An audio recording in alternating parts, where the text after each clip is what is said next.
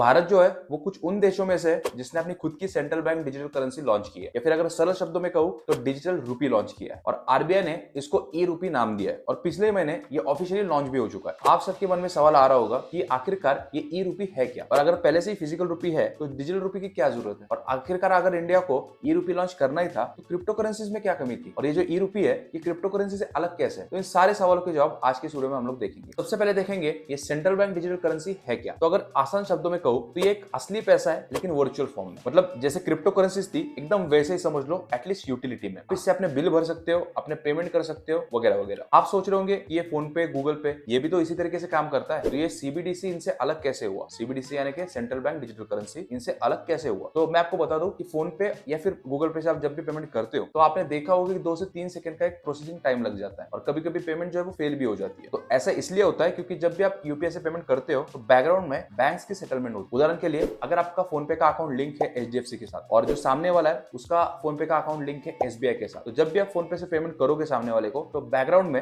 HDFC और SBI की settlement होगी, और इसमें थोड़ा सा टाइम लग जाता है। वहीं पर अगर मैं कैश से पेमेंट करता हूं तो तुरंत हो जाती है। फॉर एग्जांपल अगर मैंने किसी को 500 रुपए का नोट दिया तो वो तुरंत उसका हो गया, बैकग्राउंड में प्रोसेसिंग की जरूरत नहीं पड़ी। और कुछ इसी तरीके से सीबीडीसी यानी कि सेंट्रल बैंक डिजिटल करेंसी भी काम करेगी, बैकग्राउंड में प्रोसेसिंग की जरूरत नहीं पड़ेगी और पेमेंट जो है वो तुरंत हो जाएगी। पर आप लोग सोच रहे होंगे यार क्रिप्टो करेंसीज में भी तो ऐसे ही होता है, अगर मैंने किसी को बिटकॉइन भेजा तो वो तुरंत उसका हो जाता है, तो ये जो डिजिटल रूपी है ये क्रिप्टो करेंसी से अलग कैसे हुआ। इन दोनों में एक बड़ा फर्क ऐसा है कि जो क्रिप्टो करेंसीज है वो डिसेंट्रलाइज और डीरेगुलेटेड होती है, यानी कि कोई भी एक ऐसी बड़ी बॉडी उस पर ध्यान नहीं रखती है कि फंक्शनिंग के ऊपर ध्यान नहीं दे। जैसे कि अगर स्टॉक मार्केट के अंदर कुछ गड़बड़ी हो जाती है तो ऊपर सेबी बैठा है जो कि जिम्मेदार होता है सारे फंक्शनिंग के लिए, लेकिन क्रिप्टो करेंसीज में ऐसा कुछ नहीं है। क्रिप्टो करेंसी में अगर कुछ भी गड़बड़ हो जाती है तो कोई जिम्मेदार नहीं होता है, जिम्मेदार होता है तो आप और मेरे जैसे यूजर्स। वहीं पर अगर हम लोग बात करें ई रूपी की तो वो सेंट्रलाइज भी होगा और लीगलाइज भी होगा आरबीआई के द्वारा, इसकी सारी फंक्शनिंग आरबीआई के द्वारा देखी जाएगी। आप लोग सोच रहे हो कि हमारे पास पहले से यूपीआई है तो भारत को इतनी जल्दी क्या पड़ी थी ई रूपी निकालने की, और यूपीआई के साथ सब बढ़िया तो चल रहा है। इसके मुख्य 2 कारण है। भारत को छोड़ के 83 ऐसे देश है जो कि 2011 से कोशिश कर रहे हैं अपने डिजिटल करेंसी को लॉन्च करने की, क्योंकि उनको पता है कि जो क्रिप्टो करेंसी है वो कितनी तेजी से चली थी, और उनको ये भी पता है कि अगर हम खुद की डिजिटल करेंसी नहीं निकालेंगे तो आगे जाके हमारे देशवासी दूसरी करेंसी इस्तेमाल करना शुरू कर देंगे। दूसरा मुख्य कारण ऐसा है कि जो भारत की सरकार है वो कई सालों से प्रयास कर रही है कि जो फिजिकल कैश है उसको हटवा सके, क्योंकि फिजिकल कैश को प्रिंट करने का खर्चा बहुत आता है और डिजिटल करेंसी जो है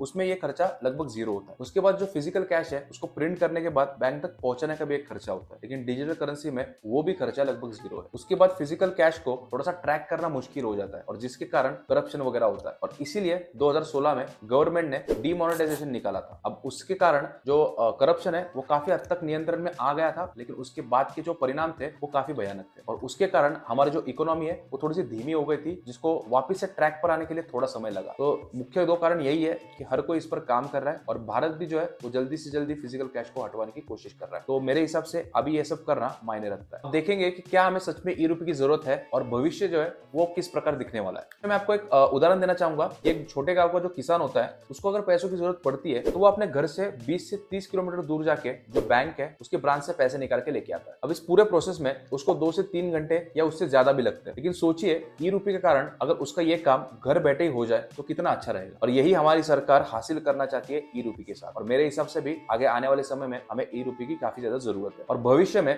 निश्चित तौर पर फिजिकल कैश का जो इस्तेमाल है वो कम होने वाला है। हो सकता है जो सरकार है वो एक सीमा के ऊपर अगर आप कैश विड्रॉ करने जाते हो तो उसके ऊपर प्रतिबंध लगा दे। एक समय ऐसा भी आएगा जहां पर जो दुकानदार है वो फिजिकल कैश लेना मना कर दे, और टियर 1 शहरों में ऐसा हो भी रहा है। जो दुकानदार है वो गूगल पे या फिर फोन पे से पेमेंट लेना पसंद कर रहे हैं। ई रूपी को पूर्णता आने में काफी साल लग जाएंगे, जैसे कि 8 से 10 साल, लेकिन टियर 1 और 2 सिटीज में हम इसको जल्दी देख सकते हैं, जैसे कि आगे आने वाले 1 से 2 सालों के अंदर। तो जो आने वाला बदलाव है उसके लिए जरूर तैयार रहिए। अगर कोई भी डाउट है वीडियो के बारे में तो मुझे कमेंट्स में जरूर बताइए, और अगर आप चैनल पर नए हो तो चैनल को सब्सक्राइब जरूर करिए और वीडियो को लाइक जरूर करिए।